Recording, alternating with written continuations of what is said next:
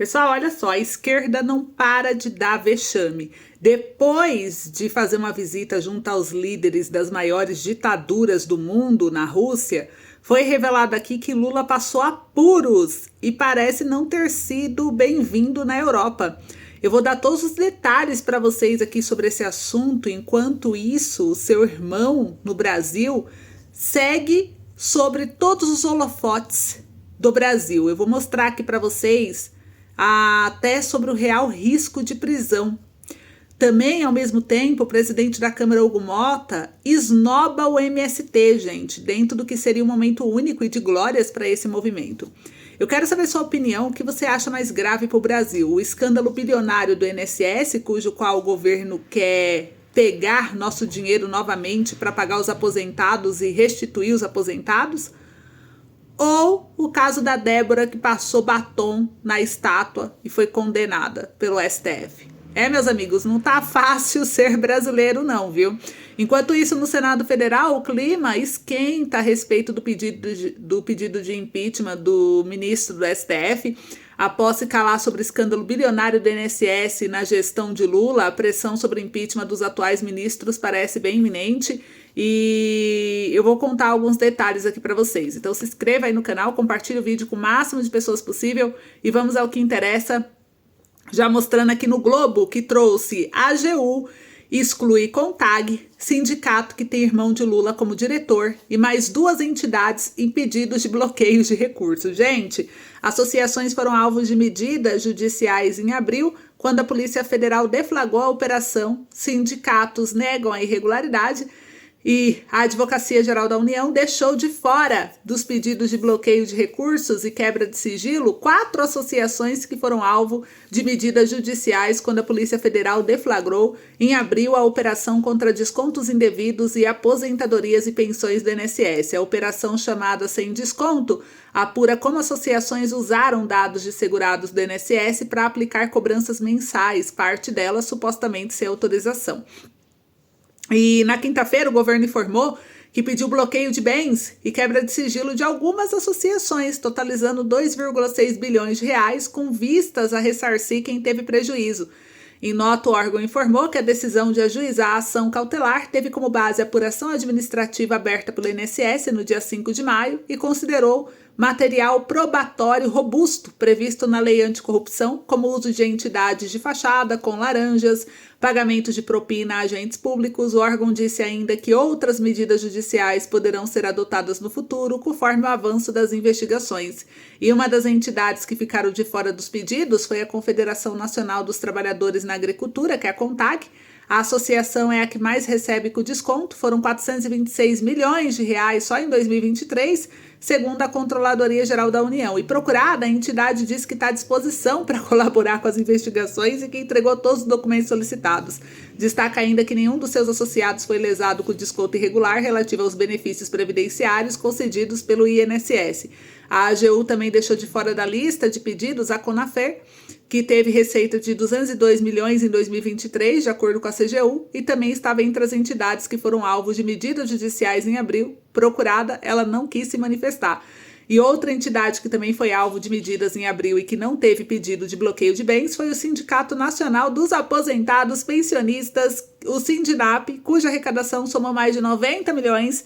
E a entidade também tem como vice-presidente o José Ferreira da Silva, conhecido como Frei Chico, irmão do presidente Lula. Em nota divulgada na semana passada, o sindicato diz que foi autor de denúncias sobre irregularidades e que por isso apoia as investigações. Então, aqui mostra, gente, essa mais recente manobra do governo Lula, que está muito claro, por meio da AGU, que escancarou o tipo de aparelhamento institucional que ameaça a democracia e justiça no Brasil.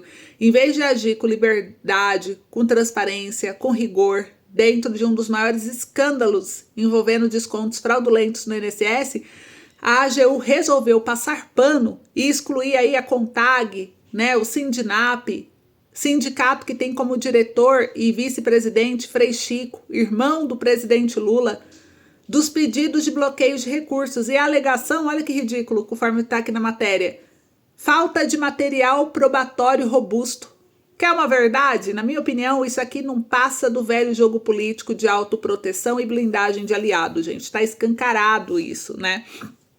É inaceitável que a CONTAG, que o Sindinap, entidades que lucraram em 2023 com descontos indevidos de aposentados, somando mais de 426 milhões, só elas, onde tem o irmão do Lula envolvido, foram as que mais arrecadaram, segundo o próprio relatório da Controladoria Geral da União. Então, ela ser retirada da mira da justiça por um governo que se elegeu prometendo ética, transparência, claro que não dá para acreditar nessa promessa, né? Ainda mais vindo do governo Lula, devido a todos os escândalos de corrupção que eles passaram.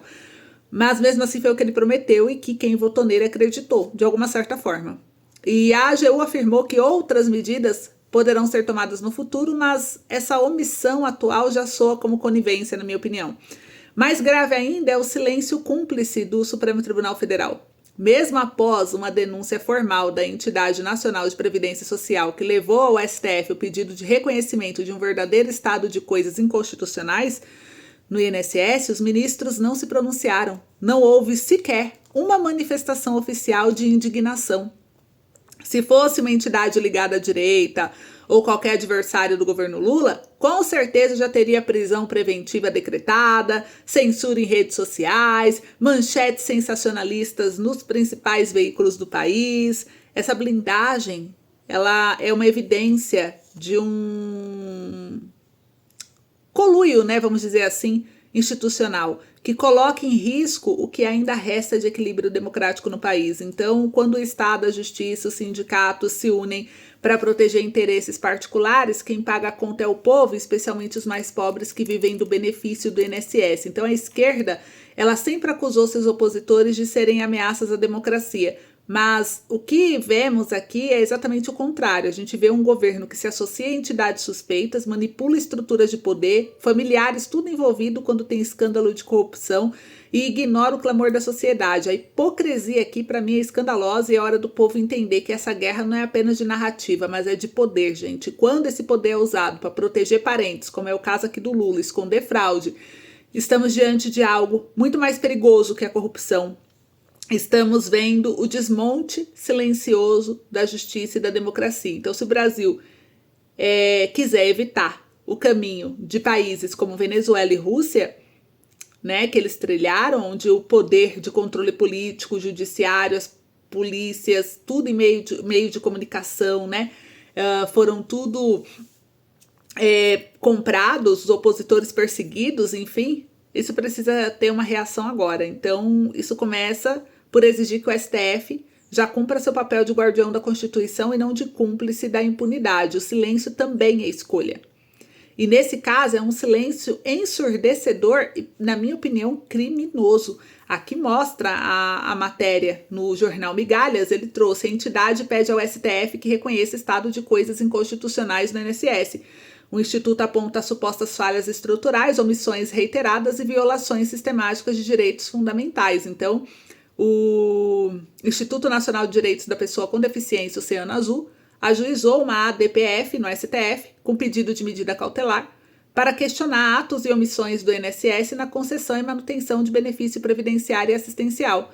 O processo foi distribuído ao ministro André Mendonça. A entidade pede o reconhecimento de um estado de coisas institucional no sistema previdenciário, com base em supostas falhas estruturais, omissões reiteradas, violações sistemáticas de direitos fundamentais, especialmente idosos, pessoas com deficiência e beneficiários de baixa renda.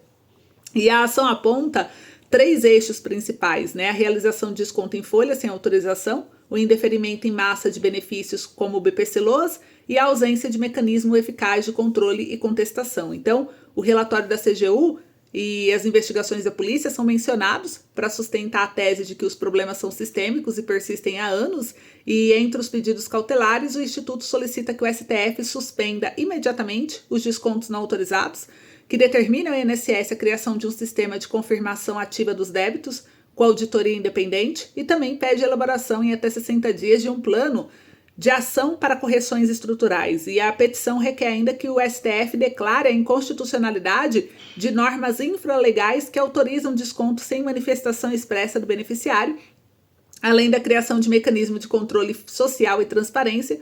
Também é solicitado o ressarcimento dos valores cobrados de forma irregular. Então, o processo o ADPF 1224, ele aguarda análise inicial do relator para eventual concessão de medida cautelar. Então a petição está lá para todo mundo ver, só para vocês entenderem aí o que está acontecendo, né?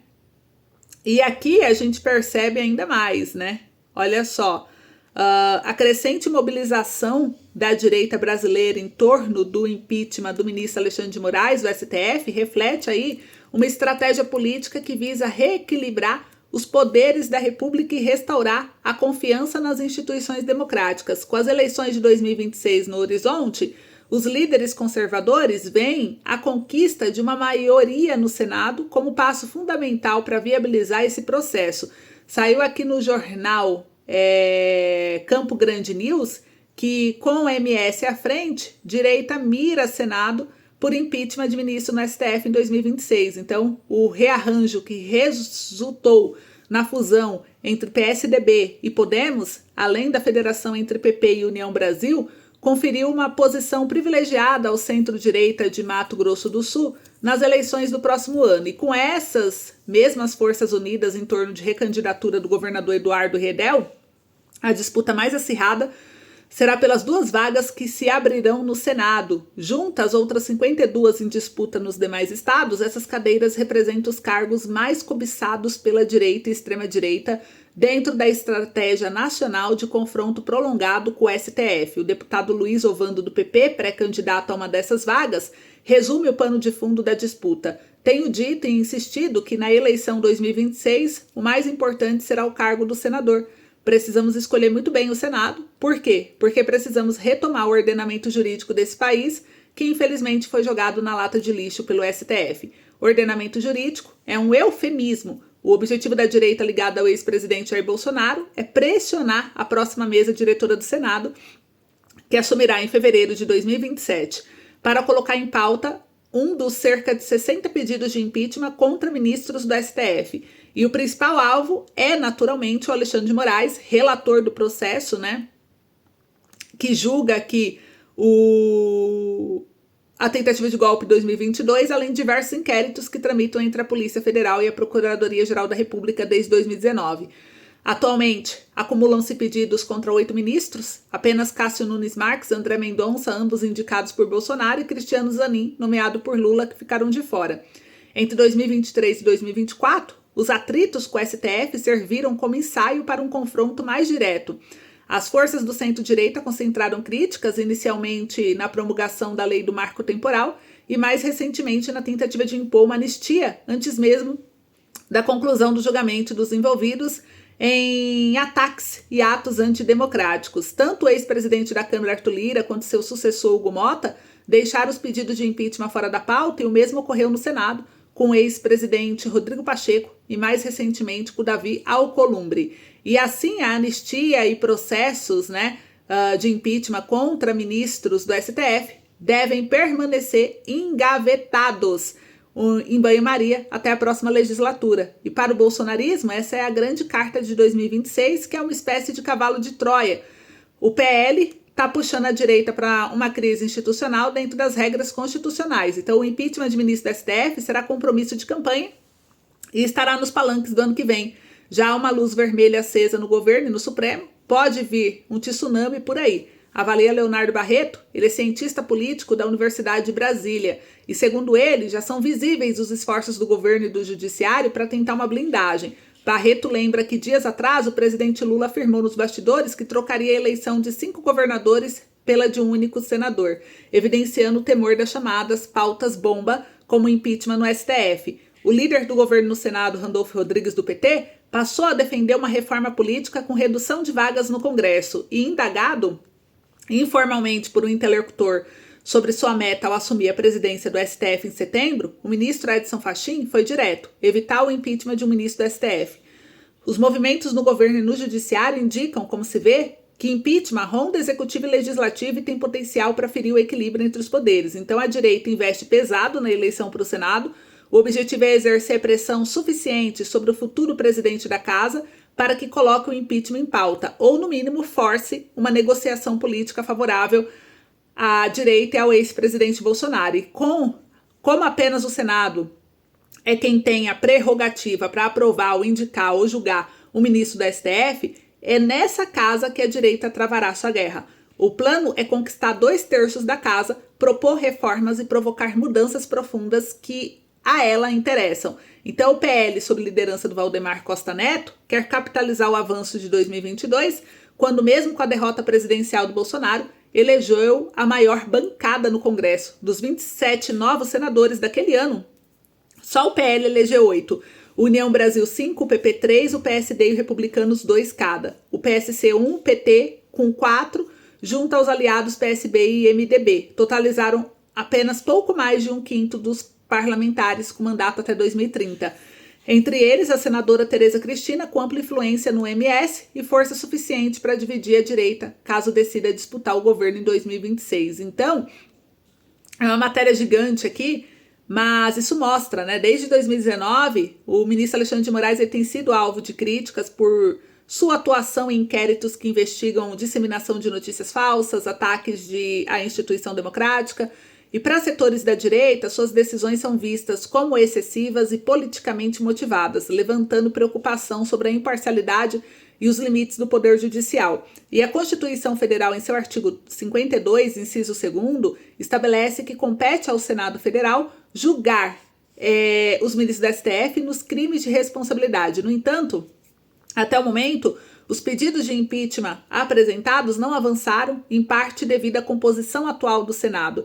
E a direita brasileira está focada em ampliar a sua representação no Senado nas eleições de 2026 e o objetivo é alcançar 2/3 necessários para aprovar o impeachment de ministros do STF. Partidos como o PL, União Brasil, PP estão já articulando candidaturas em diversos estados para atingir essa meta e a eleição de senadores alinhados com essa pauta permitiria não apenas a abertura de processos de impeachment, mas também a implementação de reformas que visam limitar o ativismo judicial e fortalecer a separação dos poderes. E vamos falar um pouquinho dessas vantagens de um possível impeachment, né? Na minha opinião, primeiro, reequilibra entre os poderes, porque um impeachment bem sucedido poderia servir como um marco para reafirmar os limites constitucionais de cada poder, evitando interferência indevida, né? O fortalecimento aí da própria democracia. Aqui, ao meu ver, ao responsabilizar autoridades por possíveis excessos, o processo reforça a ideia de que todos estão sujeitos à lei, independentemente do cargo que ocupa. E tem a restauração da confiança pública, né? Demonstra que há mecanismo eficaz de controle, responsabilização pode aumentar a confiança da população nas instituições democráticas.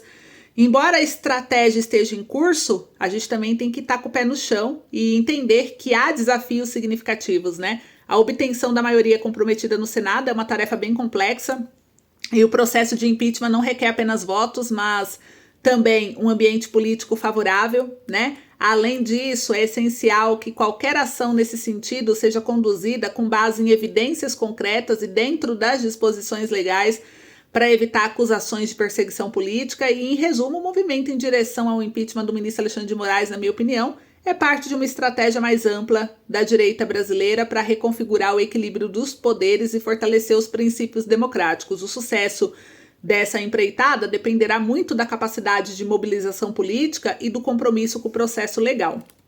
E aí a gente vê, né? Aqui uma outra notícia. Enquanto ocorre aí se vão conseguir ou não, né? A direita vem trabalhando esse processo da estratégia para o impeachment do Moraes 2027. A gente viu aqui, saiu no jornal Brasil 247, inimiga da Rússia, Estônia, proibiu o avião de Lula com destino a Moscou de sobrevoar seu espaço aéreo. Olha a bomba. Tallinn comunicou aos países da União Europeia que a participação em eventos de propaganda organizados pela Rússia deve ser descartada.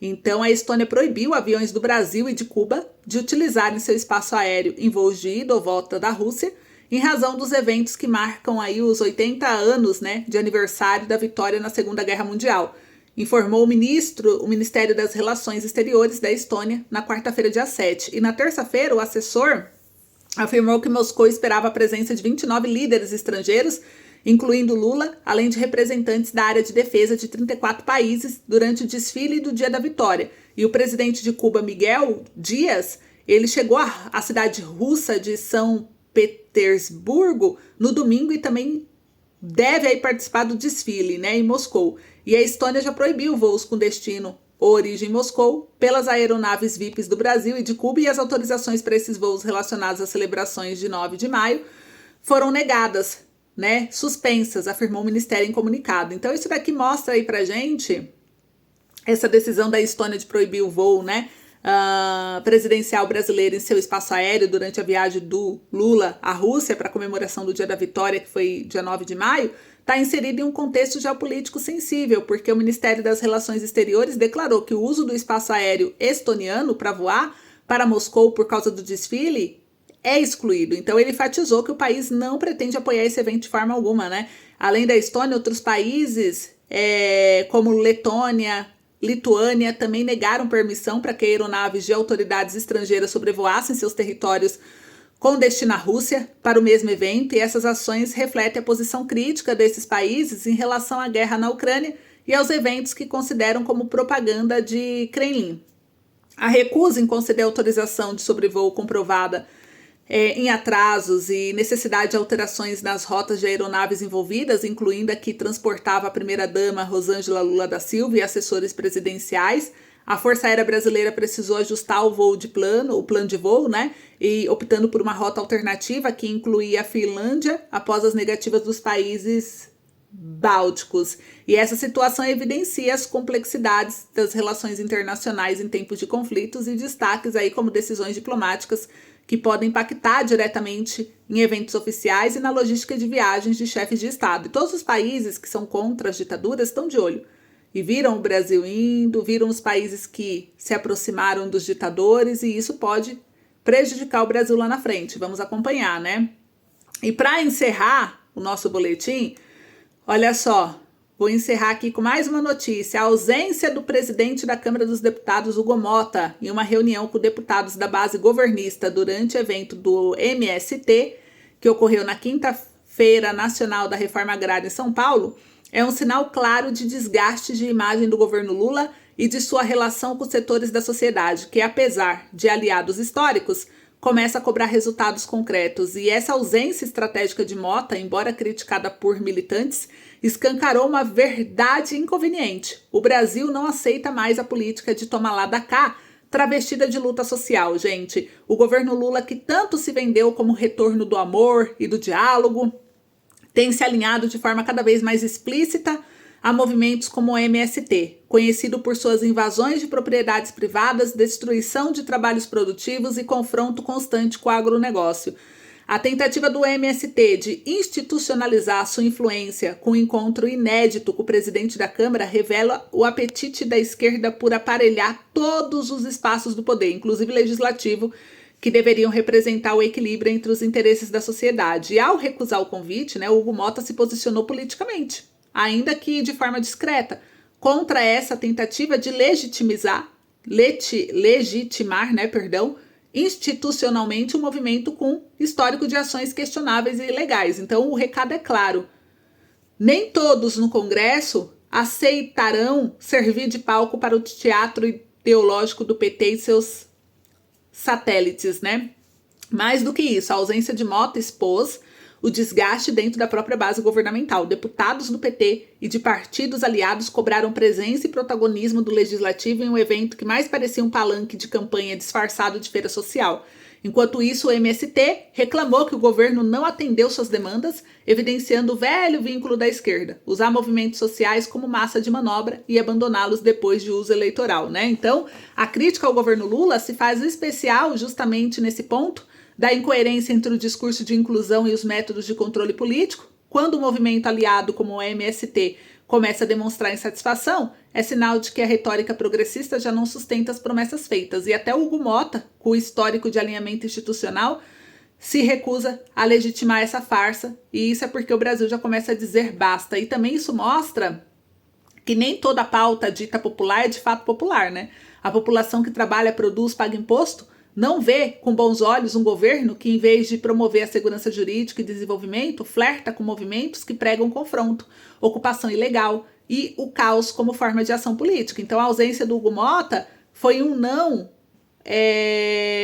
apenas ao MST, foi uma negativa simbólica a essa forma de governar baseada em alianças duvidosas e chantagens políticas disfarçadas de justiça social. E o Brasil precisa de um governo que una e não de um governo para agradar aliados ideológicos. Então aqui mostra que, pressionado por anistia, saiu no jornal Metrópolis, o Mota faltou na reunião com deputados no MST. Então o presidente da Câmara dos Deputados, Hugo Mota, confirmou presença em feira do MST em São Paulo, mas faltou a café da manhã com parlamentares.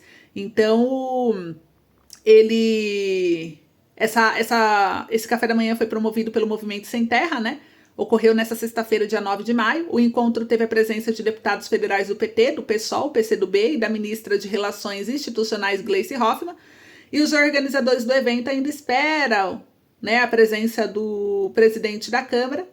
E o dirigente do MST, João Paulo Rodrigues, disse que os seguranças de Mota vistoriaram, na noite de quinta, o Parque da Água Branca, local do evento, na zona oeste da capital paulista. Então, eles ficaram chocados, né, com essa falta que não foi no café da manhã. Então a gente vê o que está acontecendo, é isso. Comenta aí sua opinião. Um beijo, até logo.